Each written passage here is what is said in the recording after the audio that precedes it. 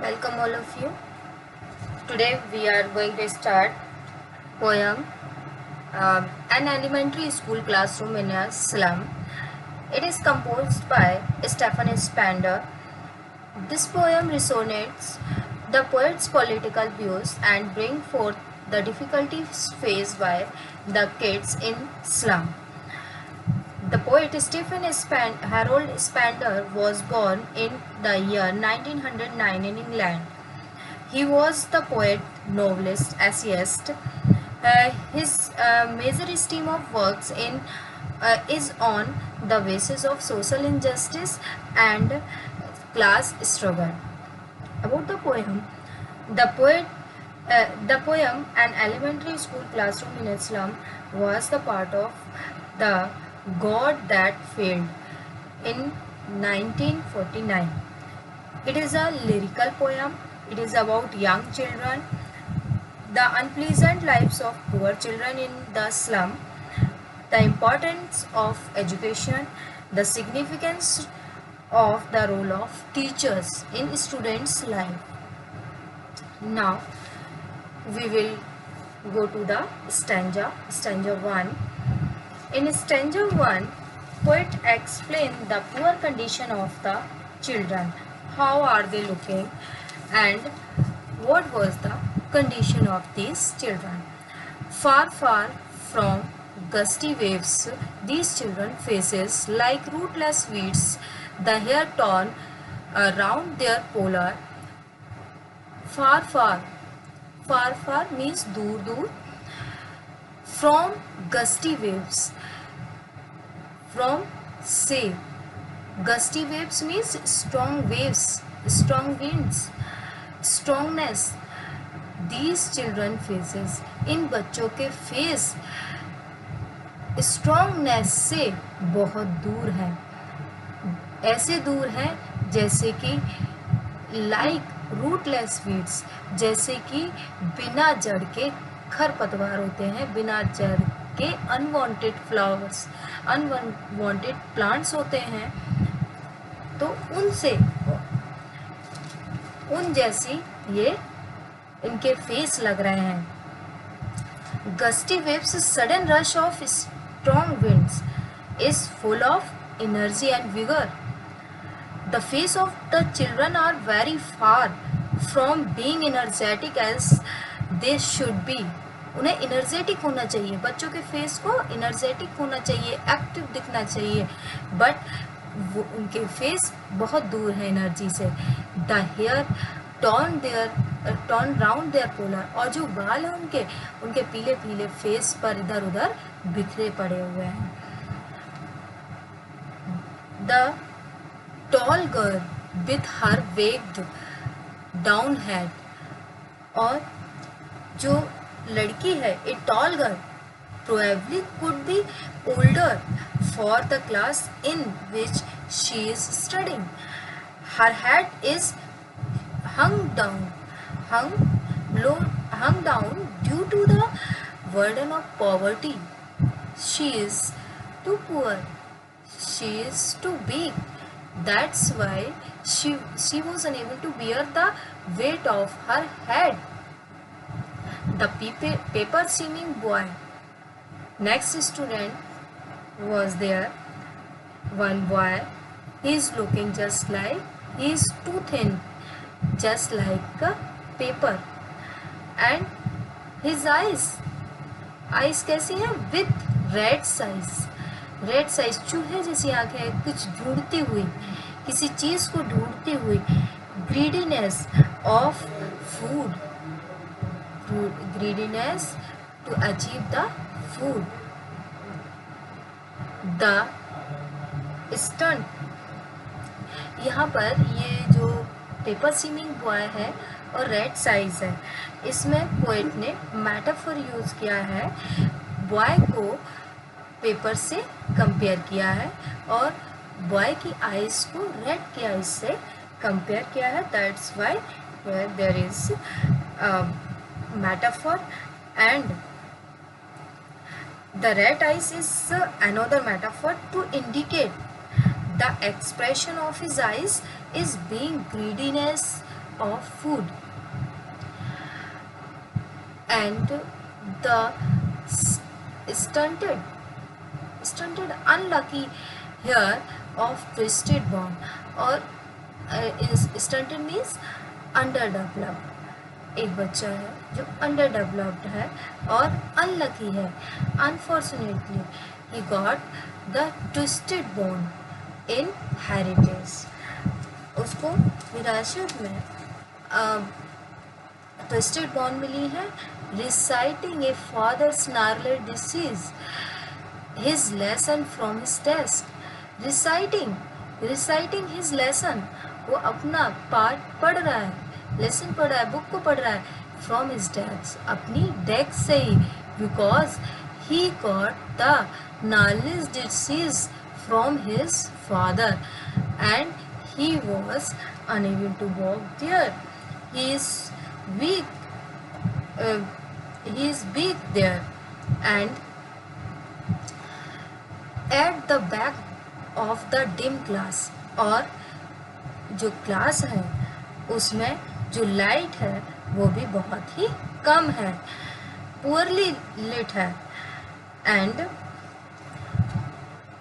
another boy is not noticeable as he is at the back of the room. Unnoted is an antithesis between the sweet boy and the boy with red eyes. क्योंकि यहाँ पे sweetness बताई गई है, वहाँ पे red size है, मतलब अपोजिशन बताई है, एंटीथेसिस दिया गया है यहाँ पे. और ये जो बच्चा है वो एक सपना रखता है. He has a dream in his eyes. His eyes lives in a dream. उसकी आंखों में एक सपना है ऑफ स्क्वायरल्स गेम. स्क्वायरल के गेम के, गिलहरी के गेम का. मतलब वो एक डिम क्लास में बैठा हुआ है पीछे और ओपन प्लेस के बारे में सोच रहा है. इन द ट्री रूम, जो ट्री के रूम में होती है, मीन्स ट्री में होती है. अदर देन दिस, और भी इसके पास बहुत ही अलग अलग इमेजिनेशन है, उनमें भी एक फीलिंग्स है, लेकिन उसको देखने वाला कोई नहीं है. The boy eyes are bright as if they are dreaming, escaping out into the open and playing with squirrel in the tree houses rather than being in small dim class. वो इस dim class से अपने जो mind को divert करके एक open place में जो ट्री लगा हुआ है उस ट्री के बारे में सोच रहा है, और ट्री में जो स्क्वायरल गेम खेल रही है उसके बारे में सोच रहा है. मीन्स इमेजिनेशन भी है इन बच्चों में. ऐसा नहीं है कि ये बच्चे मतलब सोच नहीं सकते हैं.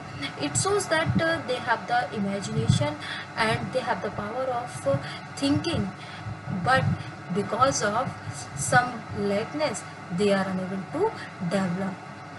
And next is stanza number 2. In this stanza, poet explain about the poor condition of the room in which they are sitting. On sour cream balls. Sour cream balls is indicating that the room is not neat and clean. It has dirty and yellowish color wall. Yellow colour की गंदी भद्दी सी दीवार है. And donations, और उस दीवार पर donations दान की हुई चीज़ें लगी हैं. Description of the poster put on the wall of the classroom. Description है, इस आगे जाके यहाँ पे डिस्क्रिप्शन बताया गया है कि वहाँ पर क्या क्या और लगाया गया है. Shakespeare's head. There is one picture of Shakespeare. His head in the picture is bald, looks like a rising sun, cloudless at dawn.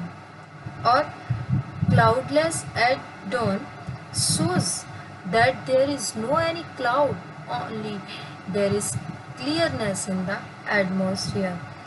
Education is said to be similar to the rising sun as it is spreads light in all the lives, just as the sun spread the sunlight in all over the cities.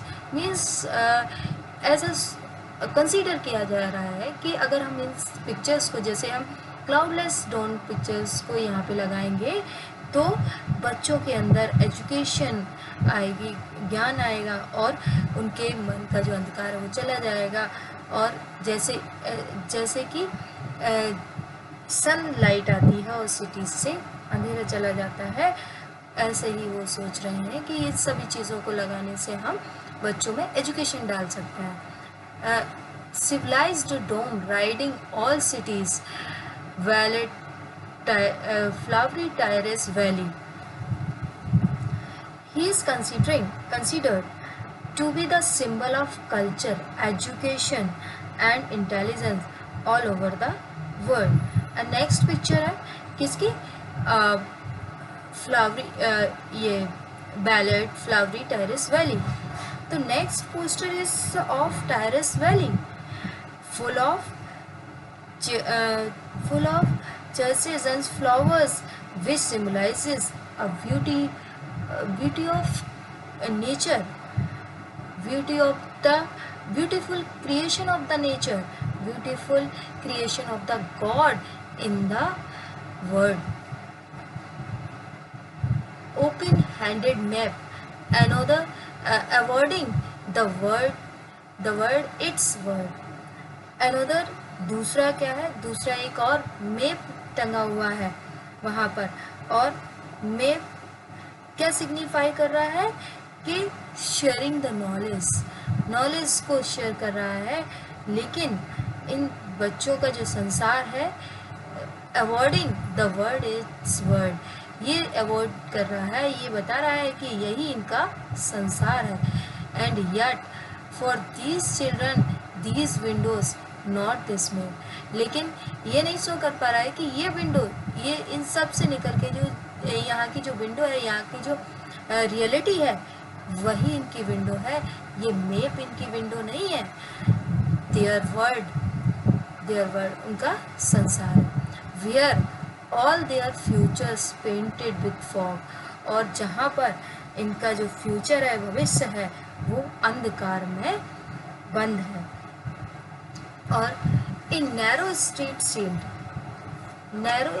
Sealed in with the lead sky. In narrow street is a metaphor, एक metaphor है, figure of speech metaphor है यहाँ पे, for their future, उनके future के लिए, which is limited, जो कि लिमिटेड है, sealed with lead sky, limited कर दिया गया है, और जिसको सील्ड कर दिया गया है किससे? Lead sky. लेड स्काई क्या है? ये फॉगी स्मोकी एरिया है जहाँ से आप और कहीं नहीं देख सकते हो, धुंध में है। It indicates the sealed with the grey coloured sky जो है इनका ग्रे कलर का है, जहाँ से और कुछ भी नहीं दिखता है।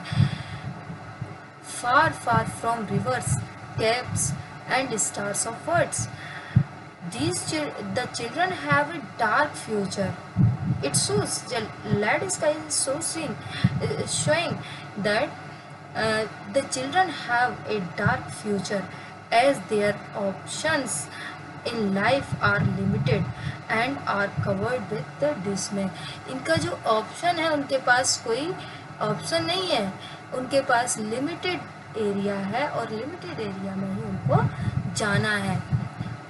और फार ये रिपीटेशन किया गया, इसका मीन्स है ये लोग बहुत दूर हैं, बहुत दूर है। किससे दूर है? रिवर्स से।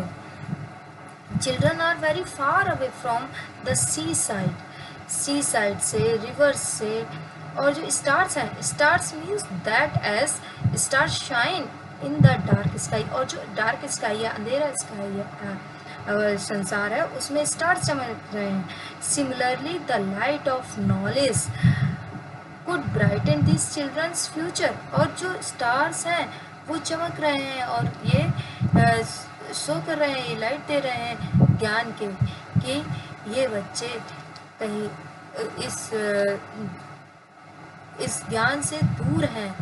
स्टार्स जो है वो प्रकाश को शो कर रहे हैं, लाइटनिंग को शो कर रहे हैं, बट इन सभी लाइटनिंग से ये सभी बच्चे दूर हैं, far far from these things. In this way, poet explain the poor condition of the class. And in next stanza, poet explain about the children, about the children, and poet explain that these pictures donates give the bad effect to the children. Surely Shakespeare is right. The map a bad example with ships and suns and love tempting them to steal for lives that slowly turn in their crammed holes from fog to endless night. On their slag heap these children bear skin peeped through by the bones and spectacle of steel with mended glass, like the bottle weights on the stones. Surely Shakespeare wigged her. These pictures on the wall have not meaning for these children because nobody is telling about these things. The upbringing children's upbringing is such that they are looking for bad quality in everyone. Bad quality in everyone, so to them even Shakespeare is wicked and bad example here. There are no benefit to put up his pictures in the room. कोई इन pictures की value नहीं है क्योंकि बता नहीं रहा है map है, उसका भी कोई मैप, शिप्स या जो और भी चीज़ें हैं या लव है, एक्सेप्टेंस है, उसकी कोई यहाँ पे वैल्यू नहीं है. सन है, शिप्स है, लव है, कुछ उसकी वैल्यू नहीं है. ये सब क्या है? ये सब चीज़ें टेम्पटिंग अट्रैक्ट करती हैं, टू अट्रैक्ट देम, उन्हें अट्रैक्ट करती हैं टू स्टील, चोरी करने के लिए, लाइक स्टीलिंग, एक क्राइम करने के लिए, क्राइम करने के लिए अट्रैक्ट करती हैं. For lives that slyly turn in their crammed hole, और उनकी जो लाइफ है वो धीमे धीमे टर्न हो जाती है in their crammed hole. Cramped hole is a metaphor to indicate their small home which is filled to capacity, जो कि बिल्कुल छोटे छोटे से घर में रह रहे हैं और बहुत ही बुरी कंडीशन में हैं ये बच्चे. क्रैम्ड होल, जो लिटरल मीनिंग क्रैम्ड होल, जो छोटी छोटी सी जगह है वहाँ पे इनका घर है. From fog to endless night, वो फॉग दिन, धुंध वाले दिनों से लेकर वो एंडलेस नाइट, अनंत रात तक वहीं बने रहते हैं. मीन्स उनके पास कोई ऐसी चीज़ नहीं है जिससे कि वो अपना कुछ अच्छा कर सकें, कुछ अच्छा एडॉप्ट कर सकें यहाँ पर. तो endless night is a metaphor. Endless night is a metaphor to indicate never ending torture. जो fog है, ये सब चीज़ों से ये सब चीज़ें कभी इसकी ख़त्म नहीं हो सकती हैं. On their slag heaps these children bear skins peeped through by bones and spectacles of steel with mended glass like bottle weights on stone. Slag heap means waste material. जो फैक्ट्रीज का वेस्ट मटेरियल है उसका ढेर है वहीं पर. These children's bear, और ये बच्चे, these children's are so skinny, बहुत ही ज़्यादा दुबले पतले हैं. That their clothes are like skin, और जो क्लॉथ्स हैं लाइक स्किन की तरह हैं, and their skeleton is visible through them, और जो स्केलेटन है वो उसमें से झांक रही है। This is due to the lack of nutrition. ये सारी चीज़ें किसके कारण होती है? न्यूट्रिशंस के कारण, लैक ऑफ न्यूट्रिशन। जब न्यूट्रिशन की कमी होती है तो इसी टाइप के बच्चे हो जाते हैं। They have born looking class, और एक बच्चा जो यहाँ पर बैठा हुआ है वो स्पेक्टिकल पहने हुआ है, बॉर्न स्पेक्टिकल ऑफ स्टील का स्पेक्टिकल है, बहुत ही which is cheap and heavy and uncomfortable.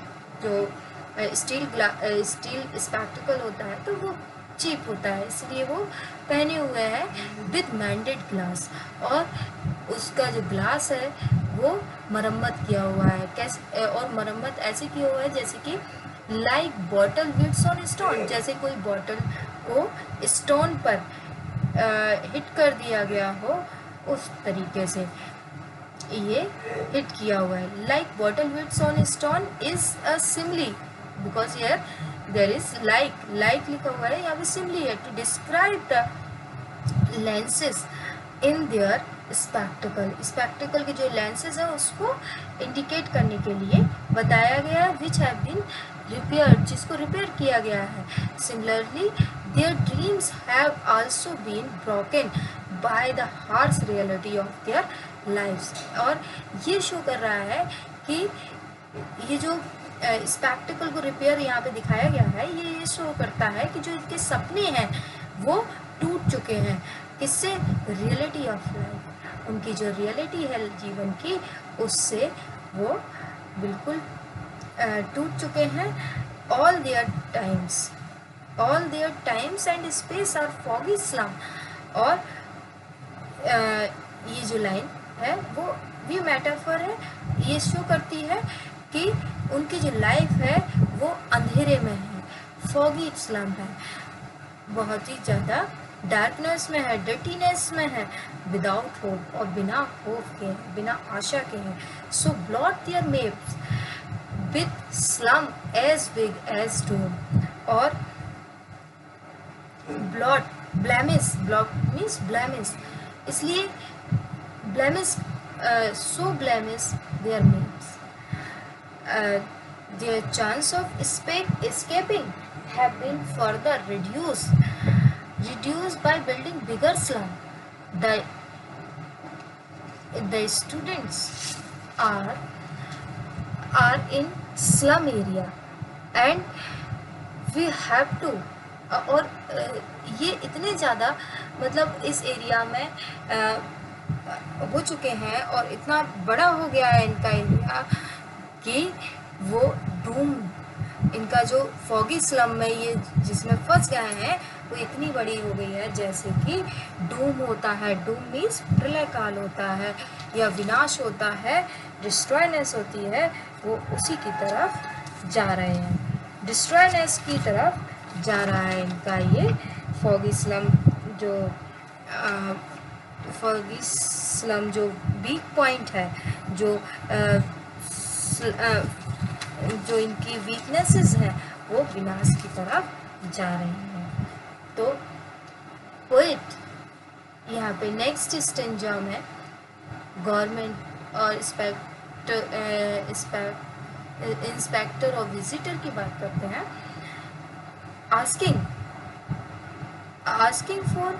asking the government and public to make these maps on the wall. The children vision, इनको चिल्ड्रन को दिखाओ ये सारी चीज़ें, to make it their inspiration and an achievable reality for them. ये सभी से कह रहे हैं जब तक ये नहीं दिखाएंगे, unless गवर्नमेंट इंस्पेक्टर विजिटर ये सभी लोग ये नहीं दिखाएंगे, this map becomes their window, कि ये मेप जो है वो इनकी विंडो है, यही इनकी लाइफ है, यही रियलिटी ऑफ लाइफ है। And these Windows that shut upon their life like a catacomb. और ये जो विंडो है ऐसे बंद हो गई हैं जैसे कि एक कैटाकॉम होता है, उनके जीवन से ऐसे बंद हो गई हैं जैसे कि कैटाकॉम होता है। कैटाकॉम एक एक ऐसी जगह होती है, an underground place use to bury dead people, means दफनाने वाली जो कब्र होती है, जिसको हम कब्र कहते हैं, उस कब्र में दफना दिए गए हैं। Break open till they break the town. जो पोएट है वो कह रहा है कि ब्रेक कर दो, रिपीटिशन कर रहा है, ब्रेक मीन्स कंपल्सन डालना है, वहाँ पे थोड़ा दबाव डालते हुए कह रहा है कि तोड़ दो। Break open repetition and alliteration shows urgency to help them escape and achieve their dream। पहले ही इसको तोड़ दो, जिससे पहले कि ये बच्चे कोई रिवोल्यूशन, कोई रिवोल्ट ना कर दें, उससे पहले हम इस धुंध जो लीडिंग स्काई है, जो धुंध है, उसको तोड़ दें। And show the children to the green field. इन बच्चों को हरे घास के मैदान दिखला दें, जो ग्रीन इन ओपन प्लेस है। ग्रीन फील्ड मीन्स यहाँ पे ओपन प्लेस है, उस ओपन प्लेस को दिखला दें। और and make their word run azure on the sand. और उनको जो गोल्डन सैंड है उस पर दौड़ा दें। Let their tongue run naked into the books. और जो टंग है उनकी, उसको नेकेड बुक्स पर दौड़ा दें, मीन्स उनको पढ़ना सिखा दें। उनको जो रियलिटी ऑफ लाइफ है उसको शो करा दें। The white means white paper पर उनकी टंग को दौड़ा दें, मीन्स उनको पढ़ना सिखा दें, रीडेबल बना दें, उनको एजुकेशन दे दें। And green leaves open, in green leaves को ओपन कर दें। इन जो बच्चे हैं, इनोसेंट बच्चे हैं, इनोसेंट चिल्ड्रन हैं, उन बच्चों को एजुकेशन दे दें। उन बच्चों को वो विंडो दिखा दें जिसमें जो रियलिटी है जीवन की, जो वर्ल्ड की रियलिटी है, उसको शो करा दें।